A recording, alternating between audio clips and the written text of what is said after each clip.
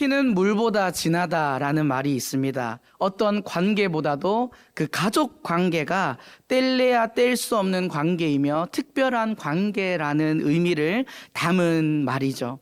특별히 부모가 자녀를 표현할 때 눈에 넣어도 안 아픈 자식이라고 말합니다. 제가 결혼해서 아이를 낳기 전에는 이 말이 무슨 의미인지 몰랐는데 자녀를 낳아보니 정말 이 자녀를 눈에 넣어도 안 아프다라는 말이 무슨 의미인지 조금은 알 것 같습니다. 그리고 우리가 이 세상의 단어로는 표현할 수 없는 그 사랑스러움이 있는 것이 우리들의 자녀들입니다. 저의 자녀들이 아빠라고 외치면서 달려올 때 저는 정말 표현할 수 없을 행복감을 느낍니다. 우리 자녀들이 어릴 때 우리 부모님들에게 그 아빠, 엄마라고 외쳤을 때의 그 행복감을 여러분들도 기억하실 것 같은데, 그러나 우리가 또 어떻습니까? 그렇게 특별하고 사랑스러운 만큼 또 이런 왼수도 없습니다. 자녀들이 부모에게 상처 줄 때는 정말 가슴이 찢어질 것 같이 아픈, 가슴에 대못이 박힌 것처럼 답답하고 눈물이 나고 힘든 그 순간들도 겪을 때가 있습니다. 저도 제 딸 두 딸이 있는데 이제 6살, 4살이지만 한 번씩 제가 아이들에게 조금 싫은 소리를 하거나 혼을 내면 아빠 싫어, 저리 가, 방금 교회에서 왔는데 다시 교회 가, 이렇게 이야기하면 정말 상처가 되기도 합니다. 그래서 이 아이들이 나중에 커서는 진짜 문을 닫고 대화를 안 하면 어떻게 하나 이런 걱정이 되기도 합니다. 그런데 중요한 건 자녀가 부모에게 정말 사랑스러움으로 다가올 때나 아니면 우리를 힘들게 하고 상처 주는 말을 할 때나 그 자식은 내 새끼라는 사실이 변합니까? 변하지 않습니까? 변하지 않습니다. 어떤 행동을 해도 내 새끼입니다. 왜냐하면 내가 배 아파서 낳은 자식이기 때문이죠. 자녀를 낳는다는 게 얼마나 힘든 고통이 따른다는 걸 알고 계시죠? 특히 여기 계신 어머니들께서 그 고통을 겪으셨을 텐데, 저 또한 첫째를 아내가 자연분만으로 제가 이 설교를 준비하면서 물어봤어요. 제가 한 10몇 시간으로 기억하고 물어봤더니 한숨을 쉬면서 21시간을 진통했답니다. 첫째를 21시간을 진통을 했고 둘째는 좀 빨리 나을 줄 알았더니 둘째도 10시간 이상 진통을 하고 나와서 정말 죽을 뻔했다, 이렇게 이야기를 하듯이, 또는 저희 아내보다도 또 어떤 아기는 뱃속에서 탯줄이 목에 감겨서 어쩔 수 없이 제왕절개를 해야 되는 어머니도 계셨을 거고, 또 어떤 경우에는 아이를 낳다가 너무 힘든 나머지 또 목숨을 잃게 되는 어머니들도 있습니다. 이렇게 사람이 자녀를 낳을 때 그 고통이 극심하지만 오늘 우리가 함께 살펴볼 이 하나님께서 우리를 죽음에서 살리시고 자녀 삼아주시기 위해서 당하신 고통과는 비교도 할 수 없는 고통이라고 말할 수 있습니다. 예수님이 나를 살리시기 위해서 기꺼이 당하신 그 고통, 그 십자가 처형은 가장 잔인하고 무서운 사형 제도 중에 하나입니다. 정말 표현할 수 없는 극심한 고통을 온몸으로 느끼면서 서서히 죽게 만듭니다. 그리고 모든 사람 앞에서 벌거벗겨져서 말로 할 수 없는 모멸감과 수치심을 느끼게 하는 것이 이 십자가 처형이죠. 예수님께서는 왜 그렇게 고통당하셔야만 했을까요? 갈라디아서 3장 13절을 우리 같이 한번 읽어보겠습니다. 시작. 그리스도께서 우리를 위하여 저주를 받은 바 되사 율법의 저주에서 우리를 속량하셨으니 기록된 바 나무에 달린 자마다 저주 아래에 있는 자라 하였음이라. 아멘. 죄가 없으시고 고통당하실 이유가 하나도 없는 주님께서 말씀에 우리를 위하여, 나를 위하여 기꺼이 죽으셨다고 말씀하고 있습니다. 나의 죄에 대한 모든 대가 지불을 감당하신 그 피 흘리신 예수 그리스도를 믿는 우리가 누리게 되는 은혜가 무엇입니까? 우리가 잘 알고 있는 요한복음 1장 12절 13절 말씀해 보시면, 영접하는 자, 곧 그 이름을 믿는 자들에게는 하나님의 자녀가 되는 권세를 주셨으니 이는 혈통으로나 육정으로나 사람의 뜻으로 나지 아니하고 오직 하나님께로부터 난 자들이니라 말씀하고 있습니다. 아멘이십니까? 우리 모두는 주님께서 나를 위해 기꺼이 피 흘리심으로, 고통당하심으로 나의 죄를 속량하셨다는 그 사실을 믿을 때 하나님의 자녀가 되는 권세, 구원을 얻을 수 있는 줄 믿습니다. 이 구원을 하나님께서는 우리들에게 적용하실 때 이 논리적 순서에 따른 것을 구원의 서정이라고 말하고 있습니다. 밑에 자막을 보시면 9가지의 이 논리적 순서가 나오는데 그 중에서도 오늘은 빨간색으로 처리되어 있는 양자, 즉 자녀됨에 대해서 우리가 함께 살펴보려 합니다. 그런데 이 양자에 대해서 살펴보기 전에 아까 양자 앞에 있던 칭의가 먼저 우리의 구원에서 일어나야 이 양자됨의 은혜를 누릴 수 있는 것입니다. 먼저 칭의가 무엇일까요? 칭의라는 것은 법적 용어로서 죄인된 우리를 하나님께서 의롭다 칭해 주시는 겁니다. 우리가 죄의 문제를 해결되어진 것이 아니라 아직 죄인임에도 불구하고 우리를 죄 없다 불러주신 신분의 변화인 것입니다. 이제 더 이상 죄인이 아니라 그 하나님께서 우리를 의인이라 불러주심으로 우리는 의롭다함을 얻는, 그것을 어떻게 얻을 수 있다 말합니까? 그분을, 나를 의롭다 불러주신 그분을 믿음으로 얻게 되는 것이죠. 이렇게 칭의로 말미암아 우리는 의인이라는 법적인 효력을 가지게 됩니다. 그리고 나서 그들에게 찾아오는 것이 이 양자의 은혜인데, 이것은 신분의 변화를 넘어서 관계의 변화를 의미하는 것입니다. 하나님의 자녀로서 누릴 수 있는 특권이 주어지는 단계입니다. 사랑하는 성도 여러분, 예수 그리스도를 믿는 우리는 이 놀라운 신분과 특권을 가진 하나님의 자녀들임을 믿으십니까?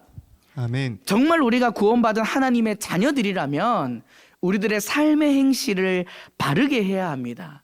왜냐하면 그 자녀들의 행실을 통하여 그들의 부모가 평가받기 때문이죠. 이 시간 우리가 그리스도의 은혜로 자녀된 우리의 삶이 어떠해야 하는지, 또한 그 하나님의 자녀된 우리가 누리는 특권이 무엇인지 함께 몇 가지 살펴보도록 하겠습니다. 먼저 우리가 그리스도의 자녀된 우리는 한번 따라하겠습니다. 은혜의 빚진 자임을 인하의 빚진 자임을 기억해야 합니다. 기억해야 합니다. 우리 오늘 보면 12절 말씀을 함께 한번 읽겠습니다. 시작. 그러므로 형제들아, 우리가 빚진 자로되 육신에게 져서 육신대로 살 것이 아니니라. 아멘. 우리가 진 빚이 무엇입니까? 그것은 바로 은혜의 빚이라는 것입니다. 우리는 죄의 결과로 심판받아야 할 죄인이었습니다. 죽어야 마땅했습니다. 그러나 예수님께서 우리를, 그 죄인된 우리를 대신하여 죄값을 다 치르셨습니다. 대가 지불을 통해 더 이상 우리가 이 죄에 대해 매여 있는 것이 없습니다. 그래서 우리는 우리의 그 빚을 감당하신 하나님을 향한 은혜의 빚을 진 자들임을 우리는 기억해야 하는 것입니다. 우리가 그 은혜를 갚을 능력이 있을까요? 우리의 힘과 능력으로는, 어떤 지식으로도 어떤 능력으로도 우리는 그 은혜를 다 갚을 수 없습니다. 로마서 5장 8절 말씀에 무엇이라 말합니까? 하나님께서 우리에게 베풀어 주신 그 은혜의 빚은 우리가 아직 죄인 되었을 때에 그리스도께서 우리를 위하여 죽으신 그 빚입니다. 우리의 힘으로는 감당할 수 없는 은혜입니다.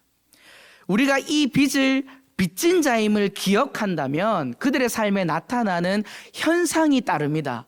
그것이 무엇이냐면 한번 따라하겠습니다. 감사. 다시 한번 따라하겠습니다. 감사. 우리 디모데전서 1장 12절 말씀에 보시면 나를 능하게 하신 자는, 능하게 하신 그리스도 예수 우리 주께 내가 감사함은이라고 바울이 고백합니다.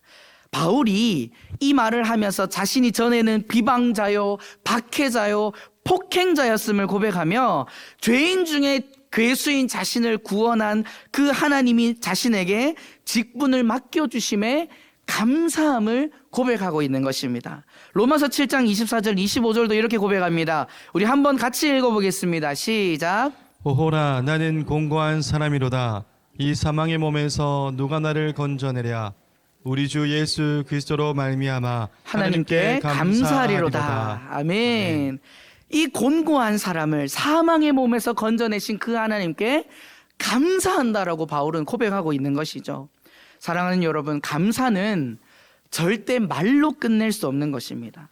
바울은 이 은혜의 빚진 자로서 말로만 감사하지 않고 자신의 평생을 어떻게 드립니까? 온전히 예수 그리스도를 전하는 일에 그의 생애를 바칩니다.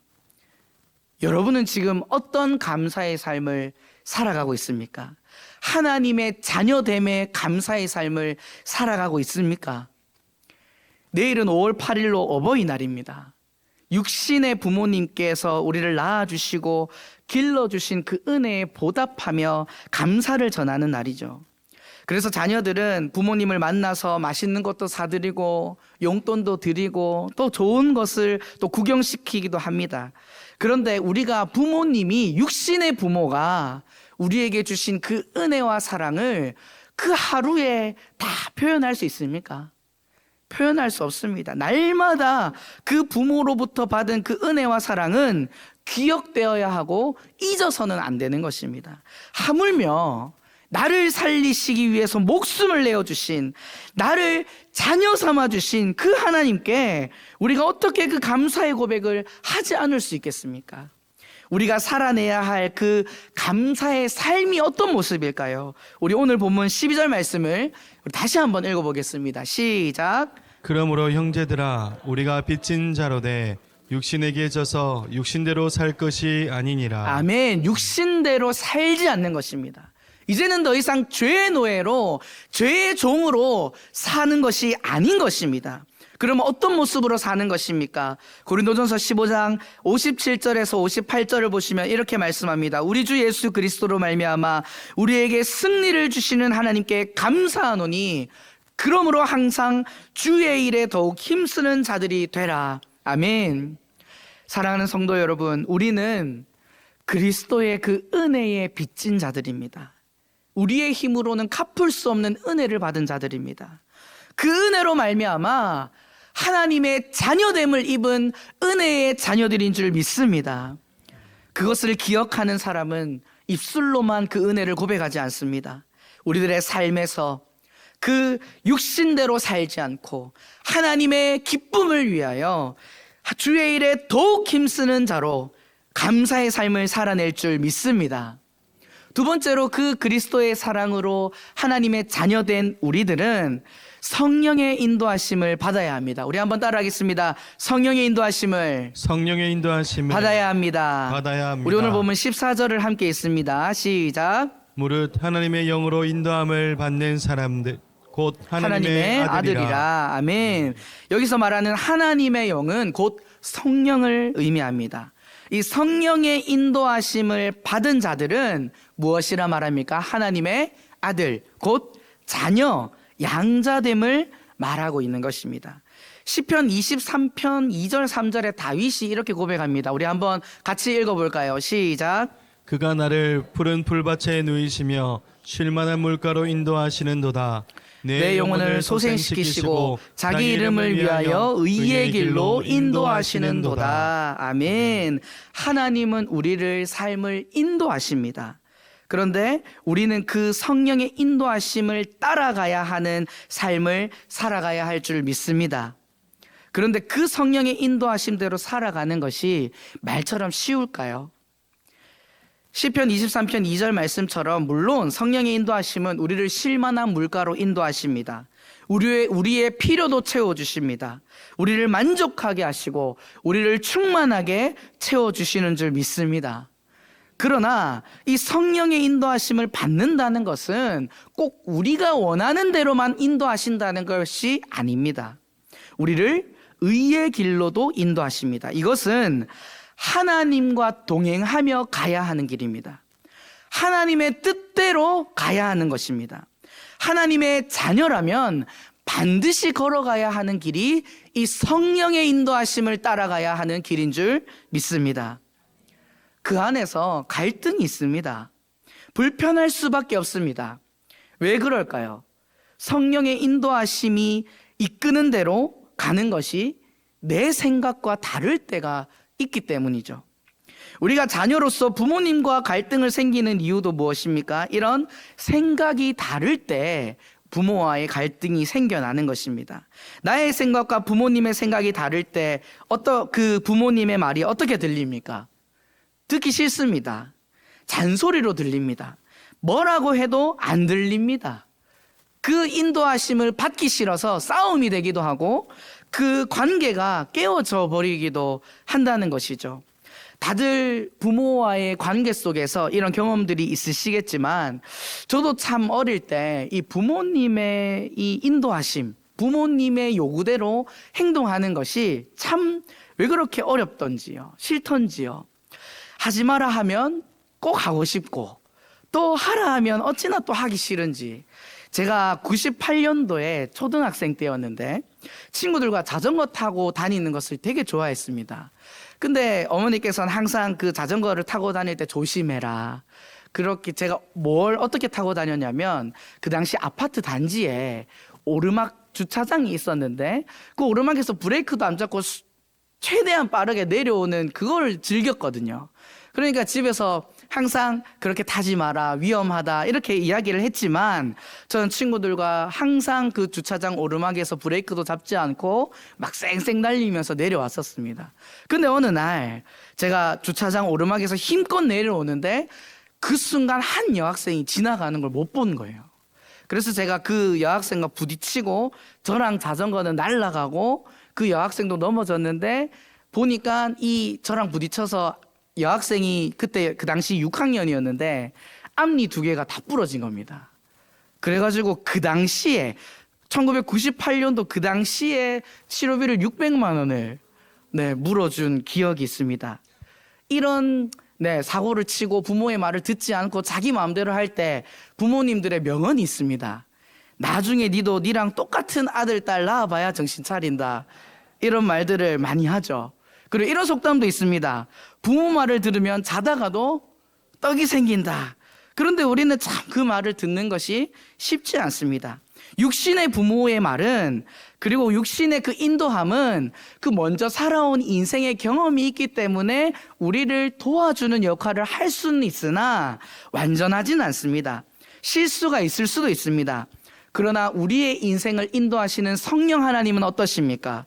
우리를 완전한 길로, 생명의 길로 우리를 인도해 주실 줄 믿습니다. 아멘. 구약의 말씀에서도 하나님께서는 이 이스라엘 백성들을 표현할 때 내 아들 자녀라고 표현합니다. 출애굽기 4장 22절에도 너는 바로에게 이르기를 여호와의 말씀에 이스라엘은 내 아들 내 장자라 이야기하고, 신명기 14장 1절에도 너희는 너희 하나님 여호와의 자녀이니라고 말씀하고 있습니다. 하나님께서 내 아들 대신, 내 자녀 대신 이스라엘 백성들을 그 애굽에서 구해내시면서 하나님이 약속하신 땅으로 인도해 내셨죠. 그 인도하심 가운데 하나님이 어떻게 인도하셨습니까?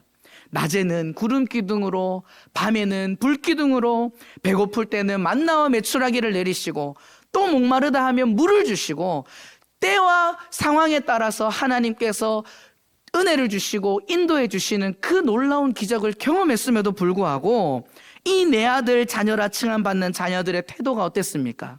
언제나 불평, 불만, 교만, 죄악이었습니다. 결국 이 하나님의 인도하심을 거부한 이 이스라엘 백성들은 어떤 결과를 맞게 됩니까? 자신들의 그 불평과 불만처럼 약속의 땅에 들어가지 못하고 그 광야에서 죽음을 맞이하게 되어버리는 것이죠. 사랑하는 성도 여러분, 하나님의 자녀된 우리들은 성령의 인도하심을 받아야 하는 줄 믿습니다. 그때 우리는 온전한 하나님의 자녀로 살아갈 수 있습니다.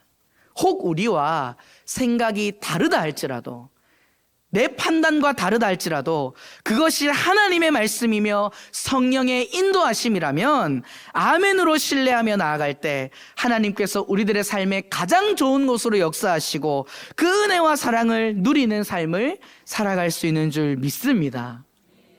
마지막으로 우리가 그 하나님의 자녀된 양자의 영을 받은 우리는 한번 따라하겠습니다. 아빠 아버지라 부를 수 있습니다. 아빠 아버지라 부를 수 있습니다. 이것은 자녀된 우리의 특권이라 할 수 있는데, 우리 오늘 말씀 15절을 함께 읽어보겠습니다. 시작. 너희는 다시 무서워하는 종의 영을 받지 아니하고 양자의 영을 받았으므로 우리가 아빠 아버지라고 부르짖느니라. 아멘. 여기서 아빠라는 표현은 잘 알고 계시다시피 자녀와의 관계에서 더욱 친근함을 나타낼 때 부르는 호칭입니다.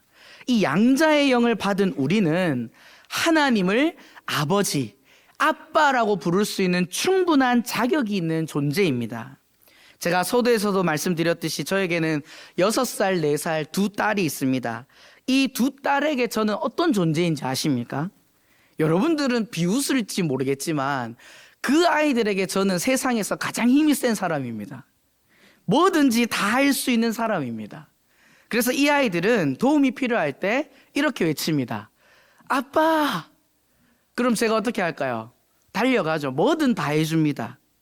또한 이 아이들은 제가 아빠이기 때문에 자신들의 필요를 당당히 요구합니다. 초콜릿 사줘, 책 읽어줘, 비행기 태워줘. 어제 이제 어린이날 축제 끝나고 또 쉬는 날 아니었습니까? 이제 부모님을 찾아뵌다고 갔는데 사진을 한번 띄워주시면 요즘 둘째가 저한테 가장 많이 요구하는 겁니다. 뭔지 아십니까? 거북이입니다. 거북이. 네, 거북이 태워줘. 이런 무조건 엎드려야 됩니다. 이렇게 이 아이들이 저에게 요구할 수 있는 이유가 뭡니까? 자녀들과 저의 그 아빠라는 관계가 이루어졌기 때문입니다. 다른 아이들이 저한테 거북이 태워달라고 한다고 제가 태워주겠습니까? 니들 아빠한테 태워주라고 할 겁니다. 이 아이들이 제 딸이기 때문에, 눈에 넣어도 안 아플 우리 자식이기 때문에 기꺼이 엎드리고 책을 읽어주고 사달라는 것 해주고 도와주는 것이죠. 사랑하는 성도 여러분, 우리는 그리스도의 사랑으로, 그 은혜로 양자의 영을 받은 자들인 줄 믿습니다. 우리는 그 하나님을 아빠 아버지라고 부를 수 있는 자격이 주어진 자들입니다. 여러분은 그 하나님을 아빠 아버지라고 부르고 살아가고 계십니까? 그 하나님을 아빠 아버지라고 부르는 것은 자녀된 우리들의 특권인 것입니다. 그 아빠에게 무슨 말을 해도 됩니다. 무슨 이야기를 해도 됩니다. 속상한 이야기, 고민되는 이야기, 그 도움이 필요한 이야기, 모든 이야기를 다 해도 그 아빠는 다 들어주십니다. 인간의 육신의 아버지는 마음은 들어주고 싶어도 능력이 안 돼서 못 들어줄 때도 있습니다. 그러나 우리의 아버지 되신 하나님은 어떤 분이십니까? 전능하신 하나님께서 우리의 모든 필요를 아시고 우리의 상황을 아시고 우리에게 가장 좋은 곳으로 채워주시는 아버지 되시는 하나님이심을 믿습니다. 여러분은 그 하나님과 그 아빠 아버지와의 관계를 맺고 살아가고 있습니까?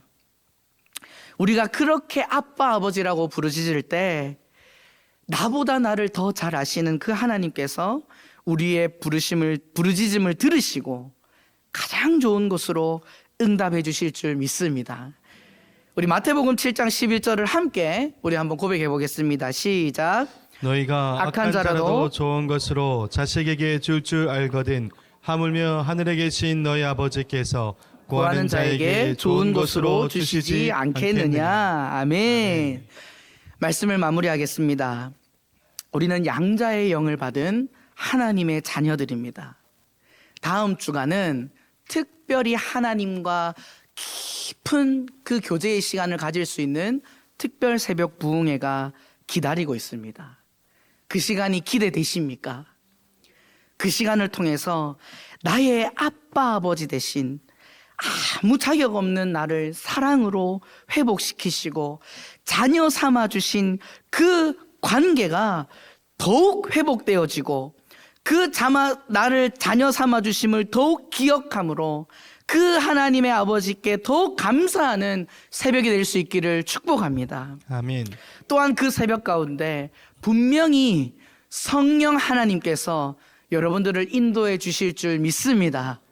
그 하나님을 신뢰하기를 소망합니다. 그 길을 기꺼이 따라가기를 소망합니다. 그때 우리는 자녀됨으로 하나님 아버지께서 그 인도하심 가운데 우리를 가장 선한 길로 인도하시고 하나님의 계획과 뜻을 발견하는 은혜의 새벽이 될 줄 믿습니다. 마지막으로 우리는 온 힘을 다해 그 하나님 아버지를 아빠 아버지라고 부르짖으며 여러분 심령에 있는 그 모든 기도의 제목을 토해 놓음으로 하나님께서 우리를 안아주시고 우리를 위로해 주시고 우리의 모든 기도를 들으시는, 그리고 우리의 기도의 제목을 넘어 가장 좋은 응답으로 다가오시는 그 아버지의 사랑을 온전히 누릴 수 있는 저와 여러분의 삶이 될 수 있기를 주님의 이름으로 축복합니다. 아멘.